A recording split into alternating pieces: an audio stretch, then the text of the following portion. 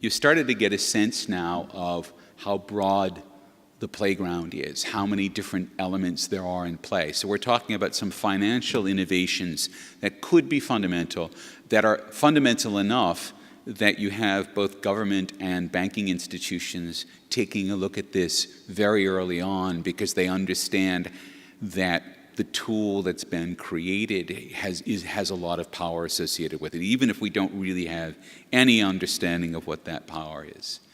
And then you have a look at the kinds of other institutions. When you're talking about people voting using the blockchain, or getting married using the blockchain, or creating insurance vehicles, or doing crowdfunding, you have so many different sorts of things that could potentially change the world, that it means that there's going to be a lot of, the current word is disruption.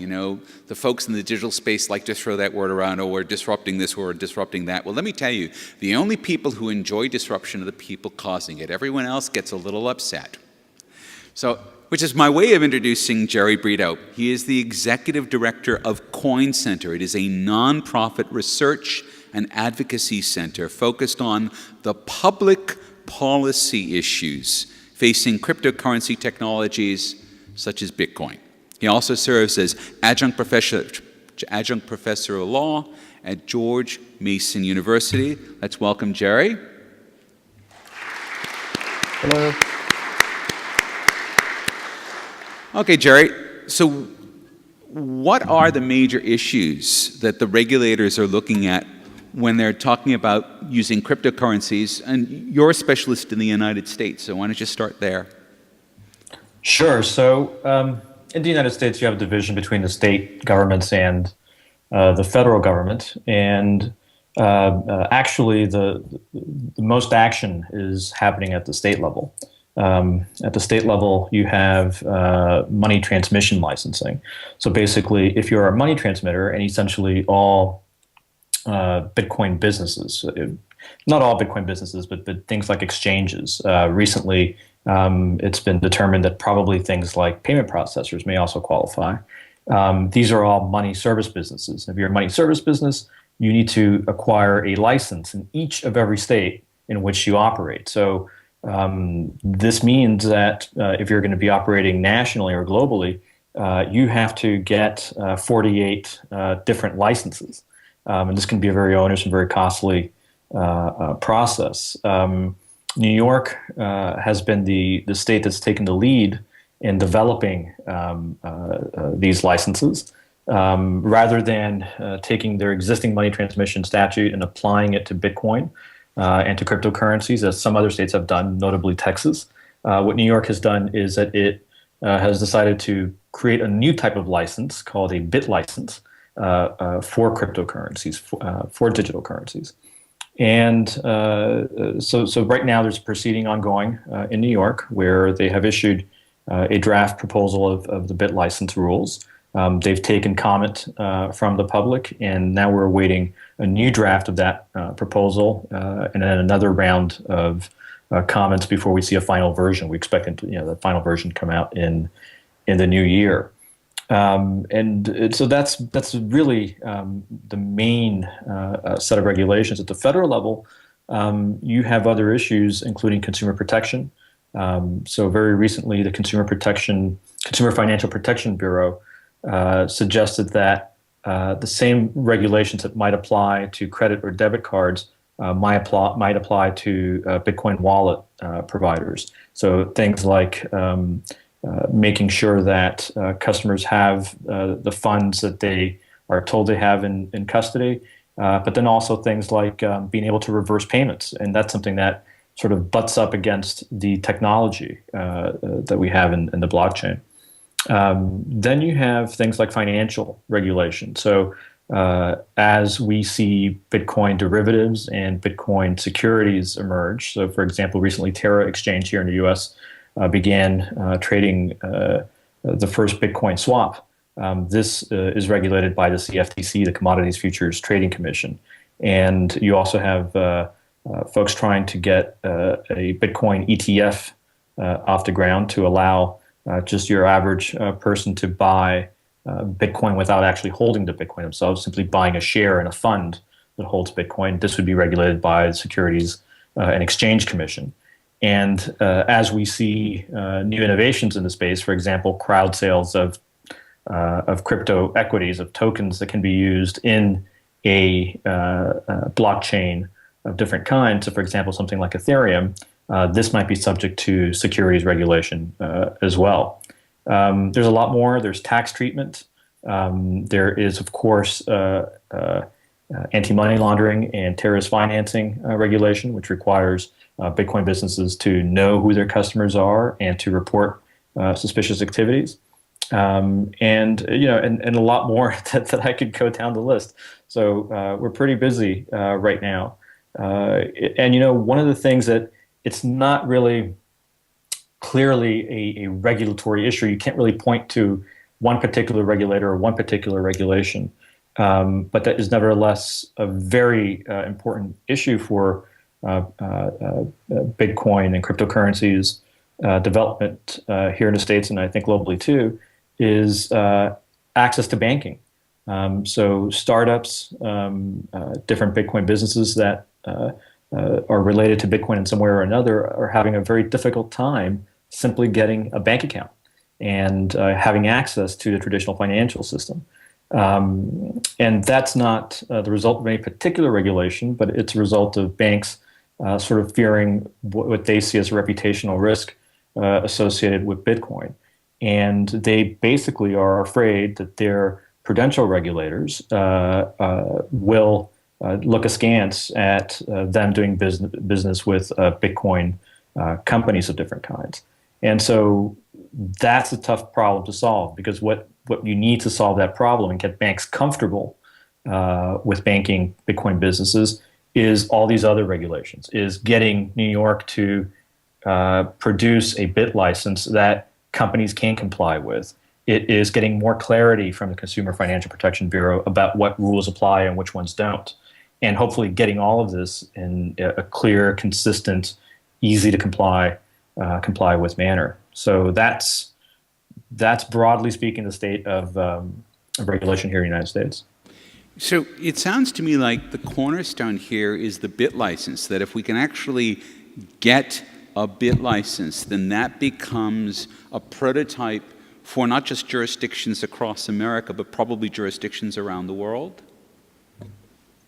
That's definitely a possibility, and it's a double-edged sword. On the one hand, if we get a great bit license that is reasonable, that has a way for small startups to comply, so you don't have to be a very big bank to be able to comply with all of the requirements. If we get that, then that's terrific, and that could be a model that we could point other states to and say, look, follow New York's lead in other countries. But of course, we could get a bit license that is difficult to comply with, not just because it would be onerous, but perhaps because it would be technologically difficult or impossible to comply with. For example, one of the requirements in the bit license as proposed right now requires businesses to know all parties to a transaction, and that basically is impossible in the Bitcoin world.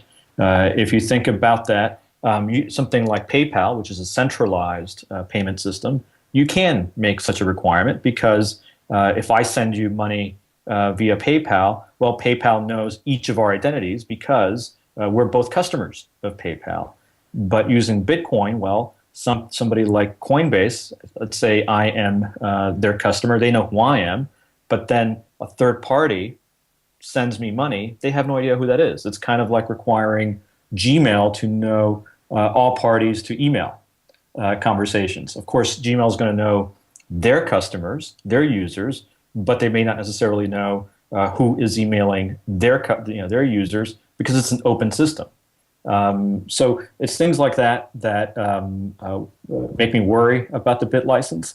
And if we get a bit license that's not great, I really hope that other states, don't look at it as a model, and maybe they can see an opportunity to compete with New York. Here we have something called the Conference of State Bank Supervisors, and this is an association of all of the bank supervisors from each of the different states, including Ben Losky from New York, but all the others. And they have created an emerging payments task force, and they're looking at developing a model piece of regulation looking at digital currencies. And so I think they'll be looking at the bit license, but we'll see. But yes, you're absolutely right. It probably will be a model for some. So I'm starting to get the feeling, both from what you said and what Elizabeth said before you, and from what I can just see what's going on, is that there's so much innovation that is happening right now across the entire space of digital currencies, that it doesn't seem as though it would actually be possible for any regulator to be able to keep up with the new financial models / instruments / whatever that are being created in real time. I mean, it's not like you've given everyone a printing press. It's like you've given everyone all the tools they need to make whatever kind of printing press they want. Right? So how does a regulator deal with the fact that there's going to be a flood of alt currencies as opposed to just something? Right. I think that's true that regulators increasingly are going to have a hard time keeping up with the technology, but ultimately they are charged with enforcing a statute, right? They're charged with making sure that consumers are protected, et cetera. And so they're going to do that. Given something like alt currencies, I think what they'll do is they won't make a regulation that's specific to a particular currency like Bitcoin. They'll make something that's general in its applicability, so it can apply to any alt currency. But I think you're touching on something there, which is this. I think regulators are increasingly going to be coming to the conclusion that the world has changed because of this new technology. We're in a new world, a new state of the world. And so certain things that they want to do, that they wish they could do, that they've been able to do in the past, these are not open to them. So for example, as I mentioned before, requiring all parties to a transaction to be identified. That's just not something that they can realistically require of a business. If they do require that, they're essentially outlawing the technology or outlawing a licensed use of the technology, because a business can't possibly comply with that. And so as a result, I think regulators will come to the conclusion that they can't do that. If New York issues, creates a bit license and nobody gets one, right? Nobody can possibly comply with one, so nobody applies for one. That's a failure for New York. So I think there are other ways that you can achieve the goals the regulators are seeking. So in the case of trying to identify everybody to a party to a transaction, that has to do with anti-money laundering, terrorist finance concerns. So I think there are ways you can do that while recognizing technology has changed. Right. I'm wondering now, who's advising the regulator in New York? Is that something that you do at the Coin Center? Is that part of your role? Or, because you don't want them to make recommendations that are impossible, right? You want to avoid that from happening in the law. So where are they getting their advice? And are you one of the folks, is your organization one of the folks who are offering up that advice? Sure. That is the mission of Coin Center, not just New York, but policymakers everywhere. What we want to do is be a resource for policymakers, for the media, so that when they have a question about this new technology, they can ask us, and either we can answer it ourselves or we can put them in touch with folks in industry, folks in academia who are working on these issues. So in New York, it's been a pretty open process. As I said, they've solicited comments from the public, and we've commented in that proceeding. We've spoken with the regulators there, and so have many others in the industry. I think today there is a real dearth of understanding of the technology, certainly here in Washington. among policymakers. And that's actually an opportunity because it means that there's an opportunity for us to educate them and frame it for them in a right way before they do anything hasty. And that's what we're doing at Coin Center. Mostly what we're doing is education. So I can't tell you how many times I've had the opportunity to sit with a member of Congress or a commissioner from an agency and be the first person to explain to them what Bitcoin is, how it works, and why it's important. And so being that first person to do that and helping frame it for them is very important. The other thing that we're doing is policy research. So as these conversations go on, novel policy questions emerge. So for example, we were talking with the Consumer Financial Protection Bureau, and they are very well educated on Bitcoin and how it works and what it is. And they were asking advanced questions. So for example, in a case of a multi-signature transaction, who has custody, right? It's a tricky question, right? From a legal perspective, who can we say has custody? That's a novel policy question. That's something that we're going to be developing white papers to answer. And then finally, what we're doing is advocacy. So as we talk to folks in New York and other policymakers, we're advocating not on behalf of any particular company or even any particular currency. We're advocating for the freedom to innovate, right? We believe that regulators can meet their challenges while preserving freedom to innovate on using this technology, and that's what we're advocating for. All right, I'm going to throw it open. Questions, folks? Any questions for Jerry Brito? He's very down in the trenches on helping regulators understand what to do. Thank you. Thank you for your time. Having read Benjamin Lawsky's bit license, I share your sentiments. Can you please explain to me what you think are some of the opportunities for improvement in his bit license? So what are your issues with it? And where do you think there's opportunities for it to be improved upon? Sure. So, sorry, getting some feedback. As I mentioned before, the record-keeping requirements are, to me, the number one thing that I would change about the bit license, and that is basically the idea you have to identify all parties to a transaction. Other things, for example, include making sure that software alone is not regulated. So there are ways, as I'm sure you understand, that you can provide a service to consumers without having custody of somebody's coins. And if you don't have custody of those coins, I think that the bit license should not apply.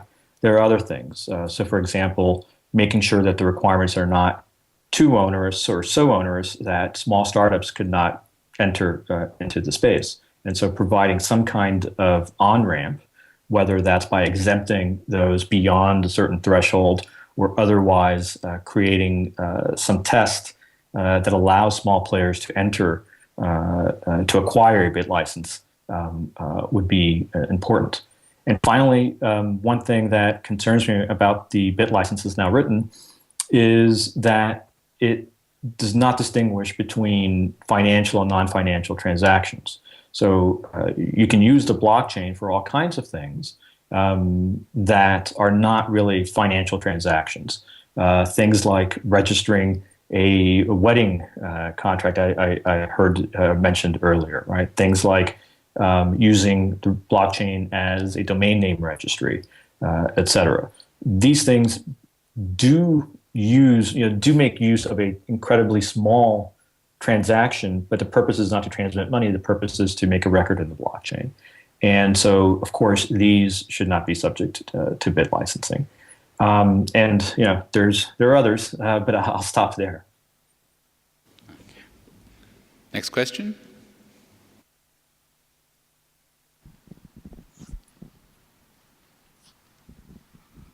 Hi, Jerry. Most of the regulation we seem to be seeing so far is just replicating what regulation there is for the existing financial system.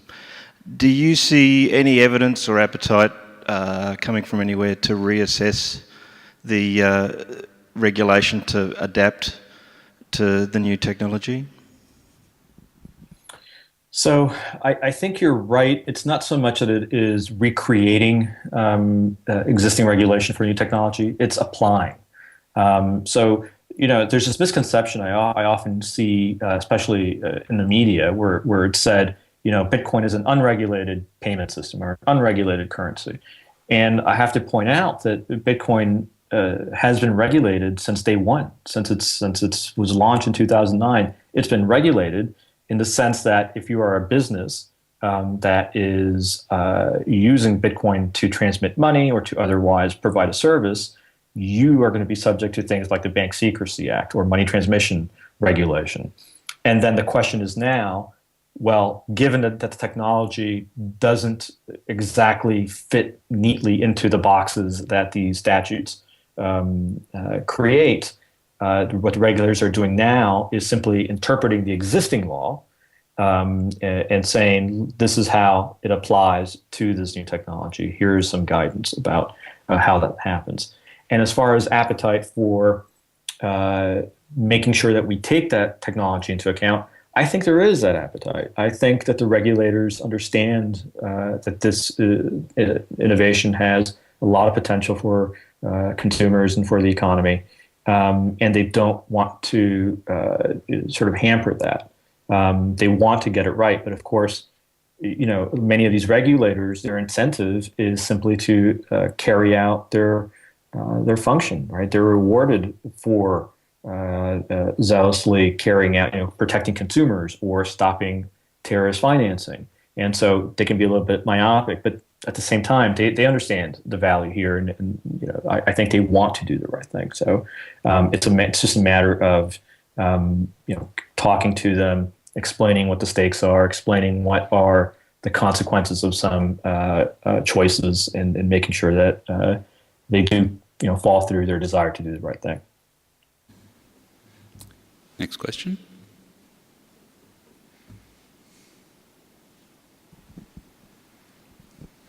Thank you. How do you go about establishing dialogue with senators and key players in the regulatory space in order to, I guess, get your views across clearly and concisely to them? Sure.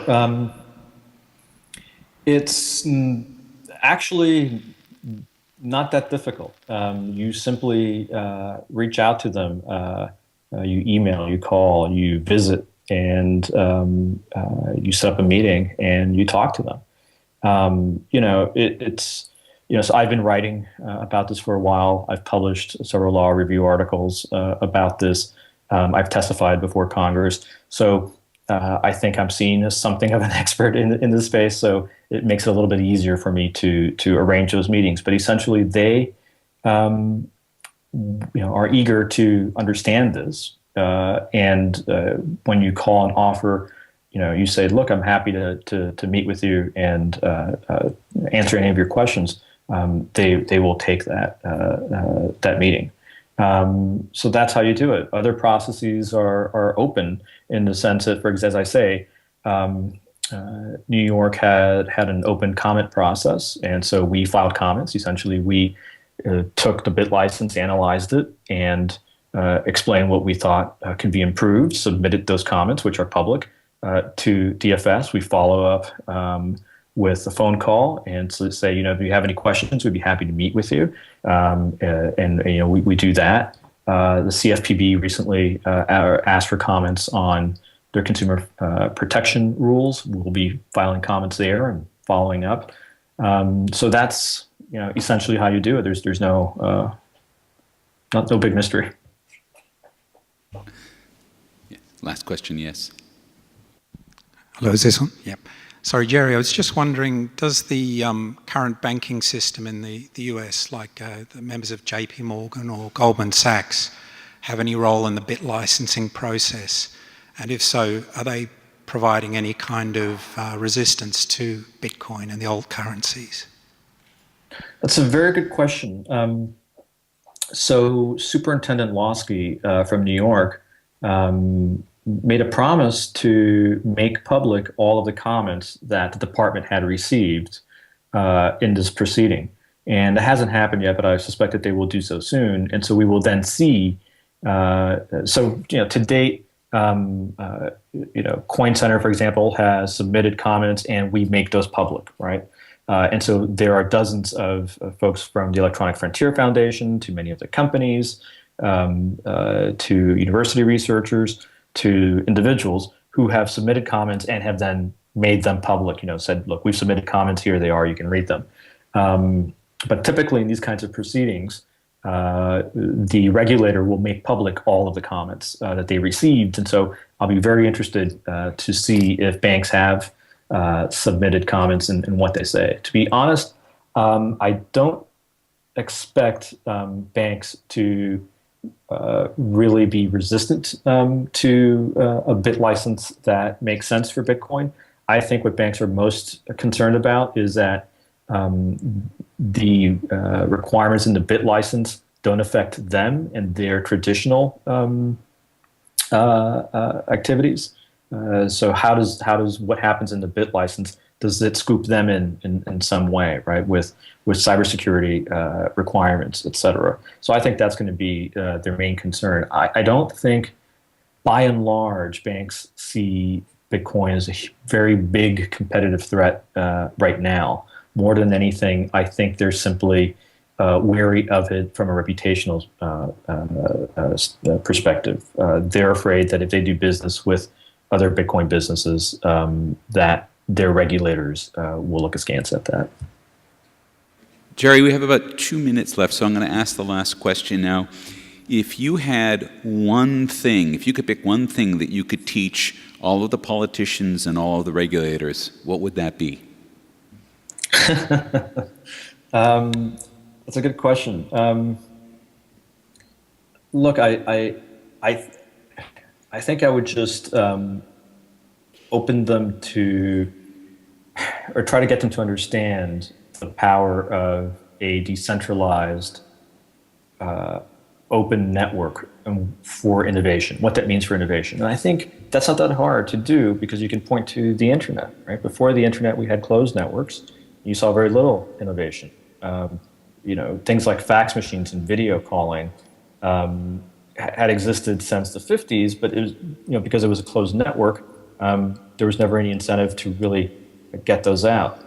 Enter the internet, an open network where anybody can innovate and create on top of that network. And look at us right now. We are talking from my home in DC to Brisbane for free, in video. And that only happens because it's an open network where anybody can build on top of without asking for permission. And if we could bring that to financial networks, which today are closed, I think it would be great for consumers everywhere. Ladies and gentlemen, let's thank Jerry Brito. Thank you very much, Jerry. Thank you.